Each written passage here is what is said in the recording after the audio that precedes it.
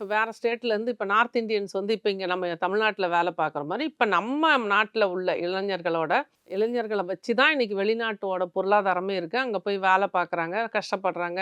நம்ம செய்ற ஒரு ரூ. 10,000 வேலைக்கு அவன் ரூ. 1,00,00,000 சம்பாதிக்கிறான். நம்மளோட புத்திசாலித்தனத்த பயன்படுத்தி, நம்மளுக்கு ஈக்குவலான நமக்கு ஒரு கம்பெனி ஒரு சாஃப்ட்வேர் கம்பெனிலே வேலை செய்றாங்கன்னா கூட, இங்கேருந்து நம்ம இந்தியாவிலருந்து போன ஒரு சாஃப்ட்வேர் இன்ஜினியரோட ஒர்க்குக்கும், அந்த நாட்டுக்காரனோட ஒர்க்குக்கும் நிச்சயமா வித்தியாசம் இருக்கு. ஏன்னா, இங்க வந்து நம்ம சம்பாதிக்கணும், நல்லா வரணும்.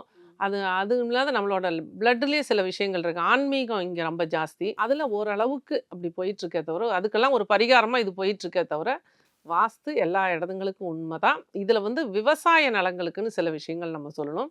விவசாய நிலம் அப்படிங்கிறது, வீட்டுக்கு நான் அடிக்கடி சொல்லுவோம். ஒரு வீடு சதுரம் அல்லது செவ்வகமா இருக்கணும். எந்த மூலையும் வெட்டுப்படக்கூடாது. எந்த மூலையும் வளரக்கூடாதுன்னு சொல்லுவேன்.